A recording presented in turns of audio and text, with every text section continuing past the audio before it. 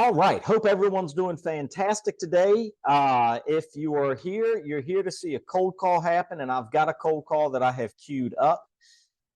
Before I get into that, so I want to go over a couple of things real quick. I do these cold calls in a Zoom cold call coaching room that I have open 10 hours a day, 5 days a week.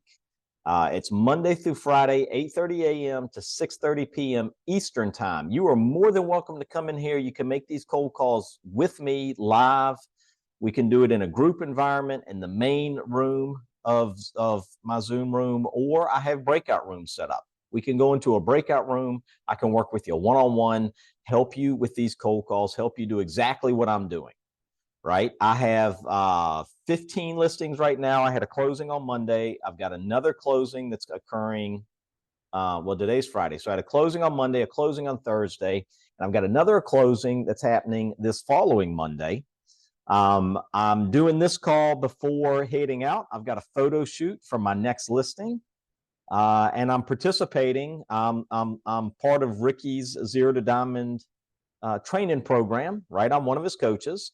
And I'm doing the 30-day or the 30 listing challenge, 30 listings in the last 3 months of the year challenge, right? So the goal is to pick up 30 listings. My photo shoot today is going to be listing number 9 since October 1st. Now we are October 20th now. So we are 3 weeks into the challenge, and it's picking up 30 listings in 3 months. And I've picked up 9 in 20 days. So all of this stuff is completely doable. I am big into the cold calling, love doing it, love doing these videos for you guys so you can see this in action. If you guys are interested in partnering with us as well, right? We can have that discussion. Comment below or get in touch with me. My email is in the link below. Reach out. We can have a conversation of what that looks like. And yeah, give me just 1 second. I'll be right. So the house that we're calling on today is, let me see. Let me pull up the photo. I want you guys to see what I'm seeing as far as these houses. It's not a high price point. It's in my, excuse me, it's in my area, so it doesn't matter to me. I'm an equal opportunity caller. Now, I don't really call a lot on land listings that expire or for sale by owner because there's just not a huge upside to doing that.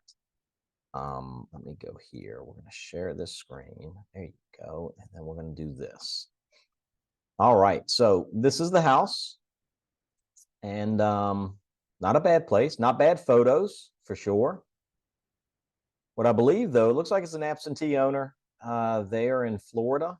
And this house is, of course, in my area, which is North Carolina. And it's either a rental and it's part of like an LLC, and maybe they rented it, or somebody picked it up and tried to wholesale it and then wasn't able to, and it came off the market. But nice photos, nice clean house, completely sellable. And I sold one right down the street from this one earlier this year. So we're going to shoot a call to Matricia and see how this call goes. I had somebody comment on my last video with the question, do all of your calls just, are all of your calls knockouts? Because other than one call that I have posted, there doesn't appear to be any bad calls. Well, I have bad calls. Maybe this will be a bad call, and you guys can hear me scrambling to try and build rapport with somebody who doesn't want to. But we'll see.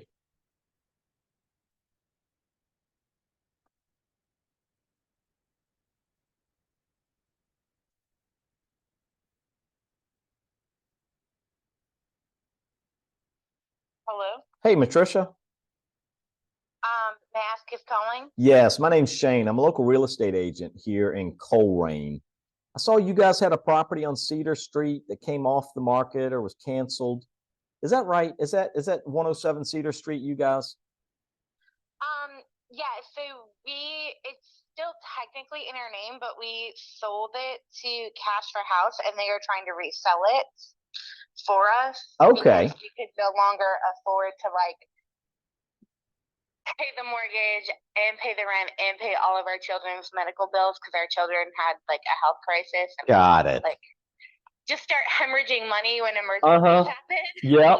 Yep. No, I totally get that. How old are the little ones? And Nice. Okay. yeah. So, and then we have an 11-year-old, and he's in residential treatment for his stuff. So, Gotcha. but it is what it is. But I believe it's still for sale. Well, they Through them. yeah, so they pulled it off the market. They canceled the listing. So I don't know if they're having trouble trying to sell it and whether they're getting ready. Have they closed on it with you yet, or they have it on an assignable contract where they can sell it and then you get paid at the closing table once they sell it? So we have received money for it, but it stays in our name, so it doesn't look like it's like sold. If Right. that makes sense. Oh, it Does does. that contract sound familiar? It does. It does. So they took it on an assignable contract. Yeah. Okay. So we are very married to them to sell the house. But yeah, I don't know why. Maybe it's under contract. I don't know. Now, when it goes under contract, it would show in the system as under contract. I would maybe reach out to them and kind of see how the process is going. Let them know that it looks like it came off of the MLS and you want to know what's going on. I tell you, I sold one right down the street from this on Main Street in Coleraine earlier this year in the summer. And so I have a lot of success on getting these things sold. So if this does fall apart for you guys, I'd love to get it listed and get it sold for you and, get you moving down the street if it does fall apart. Hopefully it doesn't, because they already gave us some money and we used it for medical bills. Gotcha. Well, I'll tell you what. Are you guys in Florida or are you guys up this way? We are renting in Elizabeth City, so we literally we adopted our children and they needed mental health care. Oh, isn't that sweet? Right. So we're trying to sell the house back in 2022. It would not sell. Yeah. We racked up $10,000 just paying to Oh, have the yeah. house. Uh-huh. Countless other monies because insurance issues and what the kids needed. Yeah. And yeah, so it was just kind of crazy. And now we're still renting in Elizabeth City because we had to pay for a lawyer because we had to dissolve our adoption because turns out the one child was really, really hurting the other child.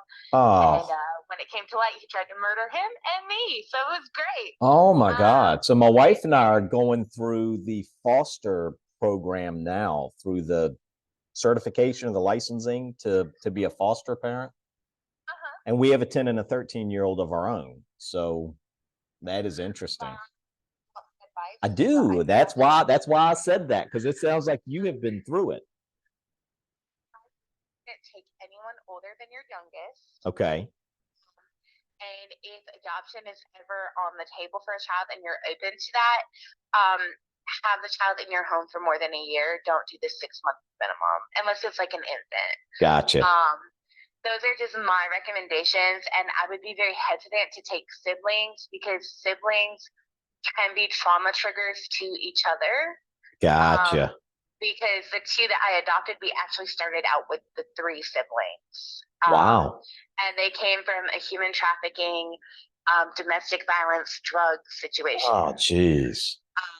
And my 10-year-old was 3 when he was removed, and it's very resonated with him that those are his core memories. He also is medically fragile, so he had to have surgery this week, and it was really scary because PTSD comes back. And right. So that's just my advice: be wary of siblings. Don't take anyone younger than your youngest. Okay. And if with doing the foster care, if it's just not working, don't feel too bad if it's this is not the right placement for us. Yeah. Because we started with 17-year-olds, so we never thought we would adopt. We wanted to just do teenagers. We did that for 2 years, and the support that we got was great. Our issues started happening after adoption. Wow. So foster care is great, and I think that it is lovely that you and your wife are doing that because there's so many kids that need foster care placements. Yeah. We're even going through all of this, and like our old social workers are like, "Are you guys gonna like re-up your license?" And we're like, "No, we're." Well, I tell you, we tried the whole exchange student thing a couple years ago, and I'm telling you what, that was a horrible experience. It really didn't. That was no fun, and maybe we just had bad luck on the kids that we had placed with us for a school year, but it was no good. It was, yep, yeah. So good deal. It goes well. The agency we use was Methodist Home for Children, and we really like them. Mhm. Children's Home Society is the one that's really giving us the support now, Yeah, and they are phenomenal. gotcha. They are actually the ones that are like giving us legal advice, being like, "Hey, like they can't live together ever again." Like, Right. you know that, right? And we're like, "Yeah, we kind of know that, but it's nice that like the professionals telling us that too." Yeah, so we're doing it through our church over there, Open Door, on 17. Oh, nice. Yeah. And I forget the acronym for the thing.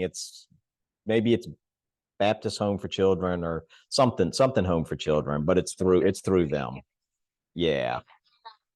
There are quite a few families out there who have done foster to adopt and foster care that go to Open Door. My husband works in Edenton, and we were trying to live in Edenton. But Okay. Well, yeah, I live in Edenton with my wife and two little ones. We've been here 4 years, so pretty cool. love it. My husband works for Regulator. I sell at the farmers market when I have time to sell my art. Like, Okay, hold on now. Your husband works for who? For Regulator? yeah, Regulator. And what is that? They're a marine company. They're a private Christian boating company. They make Okay. fishing boats. Okay. Okay. Good deal. And then what do you sell at the farmers market in Edenton, right? Paper quilled art and Okay. jewelry. So my wife, Job. yeah, my wife earlier this year, she was out there selling baked goods. She was one of the people out there selling baked goods. So yeah, but it just got too hot in the middle part of the summer, and she said, "Ah, to heck with that." I'm having a hard time keeping my stuff from melting out there. So It can be very challenging when you have perishable items. yeah, definitely. I'm gonna go ahead and investigate that with the company and see. I'll have to ask my husband because he handles all of that. Okay, well, yeah, no, absolutely. Let me do this. I'm gonna send you over my resume. That way you can meet me on paper. And then if you ever do need something, you have me in your hip pocket. All right. That would be great. Awesome. What's a good email for you? Ethan, You almost made me scratch my head. yeah, I was like, G is in S.